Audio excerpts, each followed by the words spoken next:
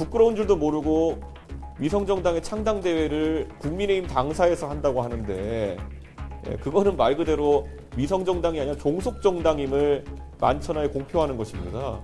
완벽한 종속을 위해 가지고 월급 받고 일하는 사무처 당직자 중에 선임 당직자를 당대표로 임명할 수 있겠습니까?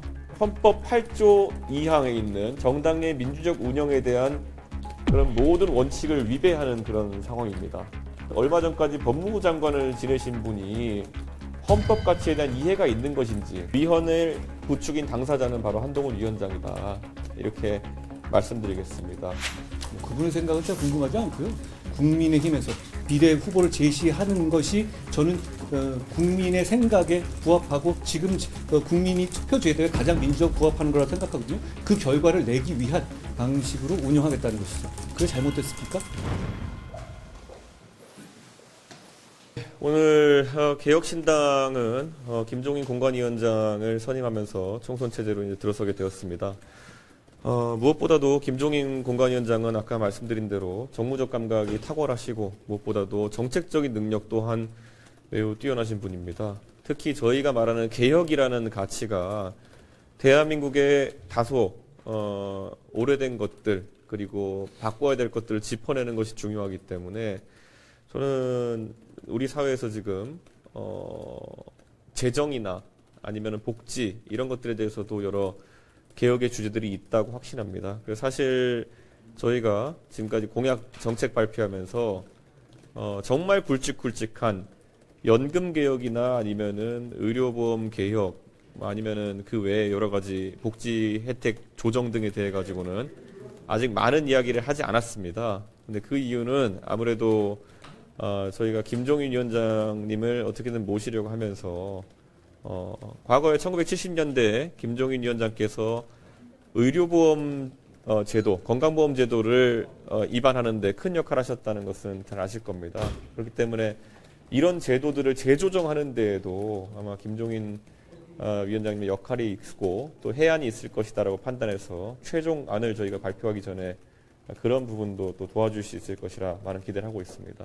그래서 아무쪼록 아주 총선 체제에 빠르게 돌입해서 저희가 국민들을 만족시킬 수 있도록 그렇게 하겠습니다.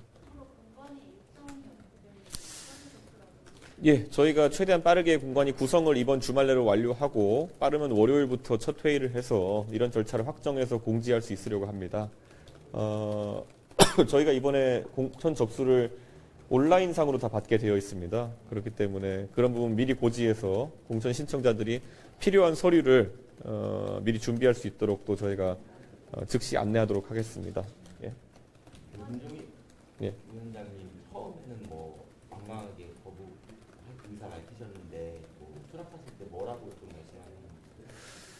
김종인 위원장께서 사실 지난 한 일주일 정도 저희와 활발한 소통을 하신 건 사실입니다. 그런데 그 과정에서 여러 가지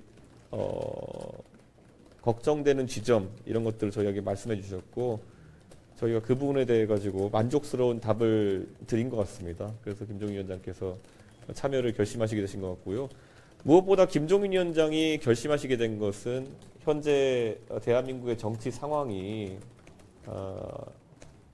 거의 무능력한 야당으로 인해서 묵고할 수 없는 상태에 있다는 것을 인지하신 것이 가장 큰 것 같습니다. 그래서 이 새롭게 출발하는 개혁신당이 그 대안이 되기를 바라는 그런 마음으로 참여해 주셨습니다. 예. 김종인 위원장한테 공천 정권 맡기시는 건가요? 원래 공관위원장이라는 게 공천에 대한 전권을 사실상 행사하는 그런 자리입니다.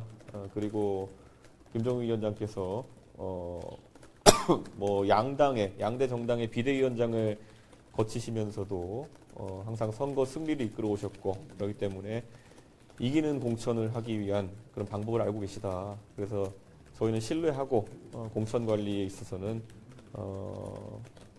큰 역할을 맡겨드리게 되었다 이렇게 생각합니다. 예. 혹시 어제 한동훈 위원장이 국고보조금 반환 절차가 없더라도 뭐 경비 6억 원 모아서 기부하면 되는 거 아니냐 이런 식으로 말씀하셨는데 뭐 어떻게 생각하시는지. 그 기부가 안 된다는 걸 한동훈 위원장이 알기 때문에 뭐 정당을 해산하고 재창당해라 뭐 이런 이제는 뭐 사실 현실적이지 않은 방안까지 열거하면서 이 이슈를 끌고 나가려고 하는 것으로 보이는데요.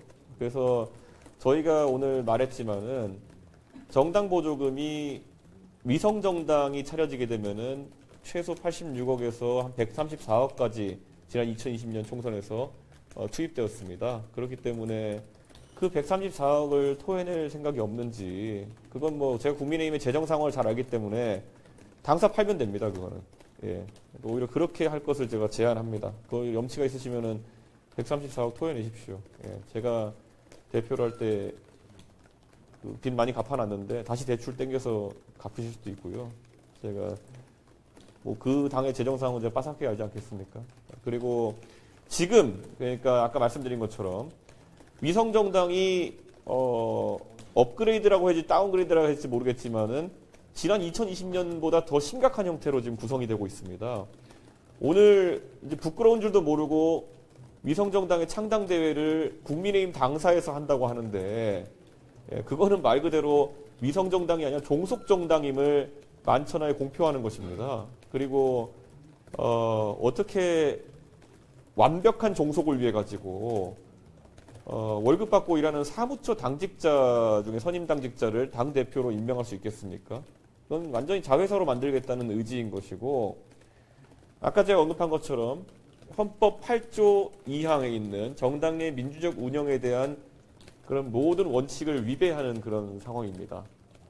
도대체 한동훈 위원장은 얼마 전까지 법무부 장관을 지내신 분이 헌법 가치에 대한 이해가 있는 것인지, 그리고 헌법을 지킬 생각 자체가 있는 것인지, 저는 만들어지는 그 국민의 미래라는 위성정당만 위헌정당이 아니라 애초에 헌법을 지키지 않고 이런 절차를 진행하는 국민의힘도 위헌정당으로 규정할 수밖에 없다, 이런 생각을 합니다. 그리고 이 모든 선택, 아마 한동훈 위원장이 도장 찍어서 진행하는 것일 텐데 위헌을 부추긴 당사자는 바로 한동훈 위원장이다, 이렇게 말씀드리겠습니다.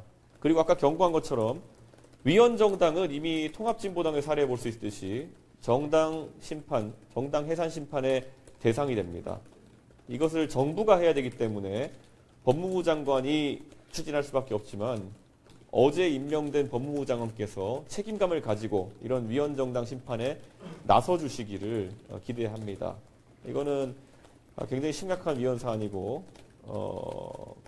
위헌정당에서 당선된 사람들은 모두 당선이 무효된다는 판례가 지난 통진당 해산 심판 청구에서의 선례였습니다.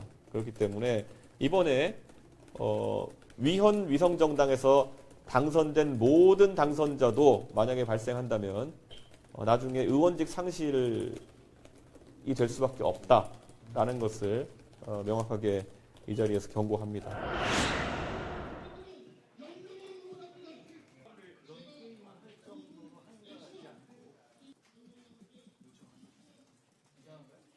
발표하는 국민의 미래 대표 당직자를 선정하겠다고 밝히셨는데, 이게 그 자회사를 만드는 거 아니냐, 뭐 위헌 정당 아니냐, 뭐 이런 말을 하셨더라고요. 어떻게 생각하는지 궁금해요.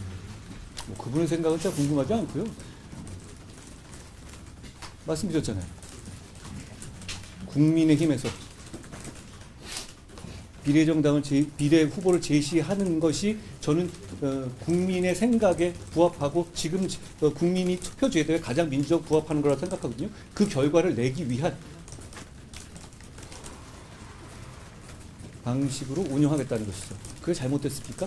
아니면 민주당 계열처럼 표 주는 사람들은 생각지도 않은 통진당 계열을 부활시키고 조국 계열을 다 살리고 자기들은 창피해서 내놓지 못하는 후보들을 쭉 내놓는 방식, 그렇게 해야 됩니까? 그렇게 하면 아니죠. 저 분명히 말씀드립니다. 국민의 미래, 국민의 힘이 제시할 만한 사람들만 제시할 겁니다. 그 기준에서. 그리고 그분들이 국민들께 선택받게 하기 위해서 제가 제일 앞장서서 뛸 겁니다. 김종인 위원장이 어쨌든 저희 국민의힘의 정신의 비대위원장이시기도 했는데 이번에 개혁신당의 공관위원장으로 합류를 하셨거든요. 이에 대해서 어떻게 보세요? 그분은 언제나 매번 모든 선거에 등장하시죠. 그런데 참 특이한 점은 매번 편이 바뀌시는 것 같아요. 이 정도 말씀드리겠습니다.